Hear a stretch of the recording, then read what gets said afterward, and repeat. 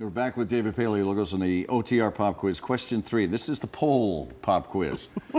The South Pole on the continent of Antarctica was first flown over in 1929 by, and the multiple choices is on the screen. Is it Richard Byrd? Is it Robert Falcon Scott? Is it Ernest Shackleton?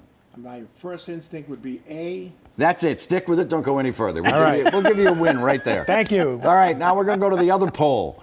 Santa Claus, a resident of the North Pole, makes his annual global adventure on Christmas Eve. Since the 1950s, the United States government and an agency there has provided a track of his travels. Is it NASA? Is it NORAD? Is it NOAA?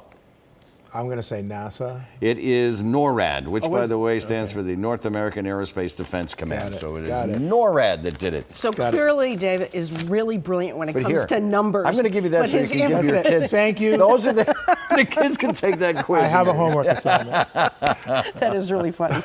Okay, a poll that you conducted a couple weeks ago focused on local political figures in our political scene here. Governor Charlie Baker is still riding high, with most voters urging him to run for a third term. Yeah. Is your belief a Democrat should stay away from this race? It would be a tough fight, and here's why. If you look at the party breakdown of the people who answered this question, 59% of Democrats, 59% said he should run for a third term. 69% of independents and 69% of Republicans and 71% of independents. Who doesn't want him to run for a third term? That's a challenge if you're a Democrat, especially if you're willing to roll the dice and give up your seat, like a Maura Healey. Marty Walsh, different story. He's on an off election cycle. He's still mayor if he loses, but. So let's talk about that. You did a matchup between two very popular Democrats, Boston's Mayor Marty Walsh, the Attorney General Maura Healey.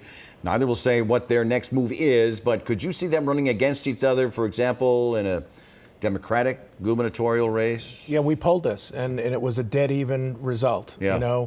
That's what this is? That's right. In the head-to-head, that's the ballot test question. And, within the margin of error, 36-34, two very popular Democrats in the state. You think a Boston mayor wouldn't be popular statewide. Marty Walsh is popular. Tom Menino was very popular in the statewide polling as a popular Boston mayor, too. So, it's a high-stakes game, potentially running against a popular Republican. Another big seat that's going to be coming up next year, Senator Ed Markey has good numbers in your poll against two unknowns right now planning to run against him. But the undecided number was about the same as those backing him. Yeah. And considering how long he's been in office, should these numbers worry him? Yeah, I mean, initially they look like a red flag, but when you dig down a little bit deeper, which we did in the undecided group, that big undecided group, 1 in 4 of those undecideds, like him, had a favorable opinion of him. So they were holding back, obviously, to see who would run against him, but they would be predisposed to vote for him, 1 in 4 of that group, if his opposition was token. So is he vulnerable to, say, like a Walsh or a Healey? We'd have to poll him head to head. Walsh and Healey are both more popular than he is statewide, so I would say that they would be more credible candidates. But the other piece is that the non-Markey voters may not go, may not be a binary decision like president. It may be 2 or 3 or 4 Democratic opponents, in which case that number 45, 48 holds up pretty well. Do people in June of 2019 want to talk about what happens in November of 2020? Some do. It's politics, especially Massachusetts. It's sports and politics.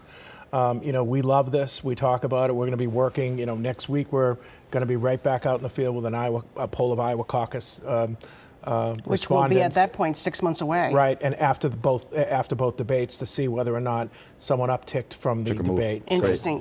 David, great to see you as always. My pleasure. Thank you. I appreciate the information, the conversation. This is a brilliant man. And he got a homework assignment. And he has a homework assignment. That's true. Well, we can't let his kids see the test. Always learn. That's it. Our thanks to David Paleologos here, and the Sunday Roundtable is up next. Open for business beginning today. High Rollers, actually beginning at 10 o'clock, little over an hour ago. High Rollers can get the full resort casino experience at Encore in Everett.